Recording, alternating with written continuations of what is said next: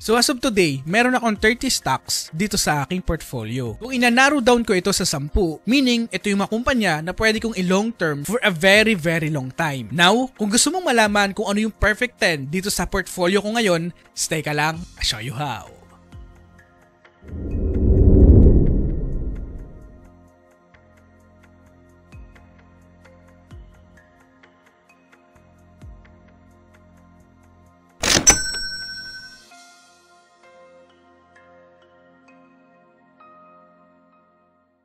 Bago tayo magsimula, congratulations muna sa mga nanalo ng aking portfolio tracker. Email nyo lang mga definitely ibibigay ko ito sa inyo. And again, congratulations!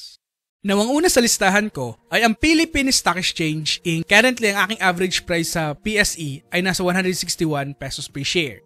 So, isa sa mga kadahilanan kung bakit gustong-gusto ko itong Philippine Stock Exchange, itong kumpanyang ito ay monopoly sa ating bansa. Bakit? Siya lang naman kasi ang nag-ooperate ng stock exchange sa ating bansa. Unlike sa other country na sobrang dami na nag-ooperate. At hindi lang yon, 5 to 10 years from now, marami pa rin yung mag-IPO dito sa ating Philippine Stock Exchange. Nangangahulugan nito na lalaki pa rin ang kanilang revenue. Remember, majority ng kanilang revenue ay nanggagaling sa listing ng mga company dito. And may isang subscriber nga ako ang nagsabi na kapag nag-invest ka daw sa Philippine Stock Exchange ay para ka daw nakasandal sa pader. Which is true kasi ang ganda ng kanyang financials and ang ganda ng kanyang management. Pangalawa sa listahan ko ay ang Aeson Corporation. Now, bakit gustong-gusto ko ito? Because ang ganda ng kanyang future. Because of the renewable energy. Sa massive na expansion ng kumpanya, talagang labis na magbe-benefits ito. Hindi man ngayon, hindi man next year, I know in the next coming 5 to 10 years from now, ay gaganda pa rin yung performance nito. However, aaminin ko medyo napaaga ako ng pag-invest dito sa Aeson. Aking average price ay nasa 5.48 pesos per share. And medyo in terms of debt to earnings ratio, ay medyo mataas pa rin ito. No? But other than that, ay nasa okay category pa rin naman ang performance na pinapakita ng Aeson. At syempre, kung bakit gustong-gusto ko itong kumpanya, isa ito sa pinaka-prominente pagdating sa renewable energy. Now, ang pangatlo ay ang CREIT or Citicorp Energy REIT. Ang aking average price dito ay nasa 2.46 pesos per share. Now, isa sa mga kadahilanan kung bakit ako nag-invest and bakit ko sinama ito sa aking perfect 10, because ito ay nasa REIT company and also nagbibigay din ito ng magandang dividendo sa kanyang mga shareholders. At hindi lang yon, ang CREIT ay isa sa pinakamaganda ang financial pagdating sa mga REIT company ngayon. At itong company ito ay naiiba compare sa mga ibang REIT company, no? Kasi nakafocus ito sa renewable energy. And also ang renewable energy ay very appealing. Why? Kahit ang ating gobyerno ay hinihikayat na mag-shift to renewable energy. Ang pang-apat ay ang Asian Terminals Inc. or ATI. Ang aking average price dito ay nasa 13.11 pesos per share. Isa naman sa mga kadahilan kung bakit gustong-gusto ko ito because ito ay nakafocus sa cargo handling. Now, bakit naman ako nag-invest sa ATI? Unang-una, because sa pagdami ng pag-export and import sa atin, talagang ang labis na magkakaroon ng benefits dito ay ang mga port terminals. And isa na rin dito ay ang ATI. At hindi lang yon, ang ATI ay maganda rin magbigay ng dividends sa kanyang mga shareholders. At hindi lang yon, over the past 23 years, ang capital gains natin, including na yung dividend, ay nasa 1,700% ang tinubo ng ating sanang investment sa ATI. Kung nag-invest tayo 23 years ago. Now, ang panglima ay ang Century Pacific Food Inc., ang CNPF. So, ang aking average price ay nasa 24.15. Isa naman sa mga kagandahan at bakit ko ito sinama dito sa aking perfect 10 ay because of their product. No? Kilala naman natin yung mga product ng company na dyan, Century Tuna, Blue Bay, Prisca, and so on and so forth ng product ng company. Isa lang ang gusto ko ipahiwatig. As long as kinakain ng masang Pilipino ang produkto ng Century Pacific, talagang magkakaroon pa rin sila ng revenue. And also, ang mga consumer staples, ito yung mga paborito kong paglagakan ng pera. Kaya mapapansin nyo sa portfolio ko, ang daming mga consumer staples. Isa naman sa mga kagandahan dito sa CNPF ay maganda yung kanyang financials and also yung kanyang management.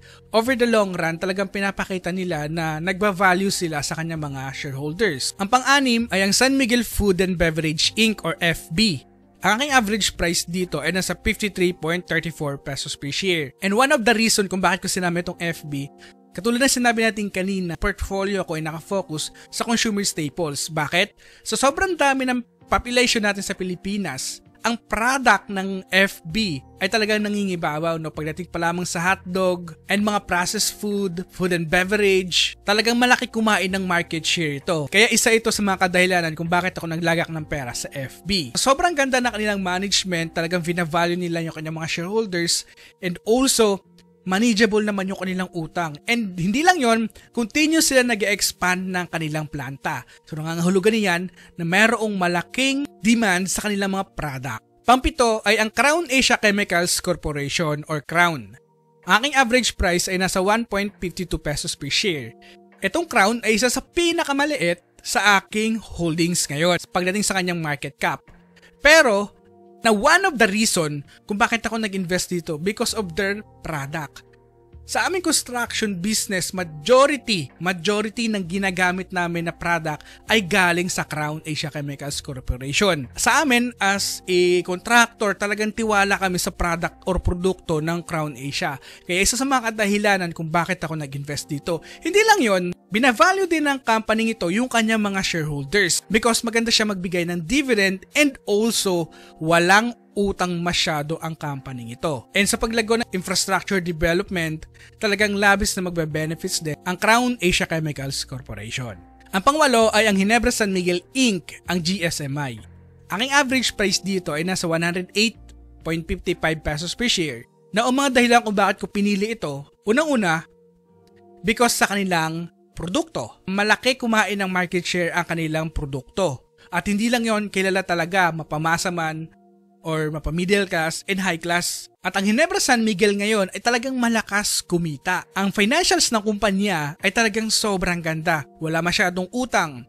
Binavalue ng company ito ang kanyang mga shareholders. And sa pagdami ng ating population over time, in the next coming 5 to 10 years from now, yung product ng GSMI ay talagang continuous na mag-i-increase. And kasabay noon, ang kanilang revenue din. Ang pangsyam ay ang GME Network Inc., ang GME7. Ang aking average price ay nasa 6.01 pesos per share. Isa naman sa mga kadahilanan kung bakit nag-invest ako dito sa GME7 ay because halos lahat ng market share ay nasa kanya. And also, no, continuous din siya naghahanap ng mga another source of income kasi alam nila na lumiliit yung mga nanonood sa open air. Pero hindi yun hadlang na hindi ako mag-invest sa company ito. Bakit? Napag-usapan natin yung kanyang dividendo. Na over the past years na pag-i-invest ko sa company ito, ang dividend na naibalik niya sa akin ay nasa 79.96% ng aking investment sa company. I think in the next coming 2 years, maibabalik na yung aking investment na galing lamang sa dividendo na binibigay ng company ito. At hindi lamang yun, vina-value ng company ito ang kanyang mga shareholders. Wala masyadong and also, malakas kumita ang company. Now, pang-10 ay ang DMCI Holdings Inc. Aking average price ay nasa 3.53 pesos per share. Isa sa mga kadahilanan kung bakit ako nag-invest sa DMCI ay because sa sobrang dami na kanyang pinagkukunan ng revenue, no, malawak. Kaya nainganyo ako na mag-invest dito. Hindi lamang yon, vina-value ng company nito ang kanyang mga shareholders sa papaanong paraan sa pagbibigay ng magandang dividendo. Na over the years na pag-i-invest ko dito sa DMCI, ang aking income pagdating sa dividend ay nasa 80% na. So in the next coming 1 to 2 years from now, maibabalik na lahat ng aking investment dito sa company sa pamamagitan lamang ng dividendo na binibigyan ng kumpanyang ito. Sa continuous na paglago ng infrastructure project sa Pilipinas ay talagang labis din na magbe-benefits itong kumpanya. And also sa kanilang power sector na kung saan mayroon pa rin kakulangan talaga tayo sa enerhiya sa Pilipinas. Kaya labis din na magbe-benefits ang kumpanyang ito. So ayan guys, yung aking perfect 10 kapag trim down ko itong aking portfolio. Hopefully guys, meron kayong natutunan dito sa ating video ngayon. Ngayon tatanungin kita, kung i-trim down mo ang iyong portfolio ngayon, sino-sino ang iyong perfect 10? Please comment down below. This is Pesi Warrior guys, nagpapaalalang, invest wisely, and see you on the other side.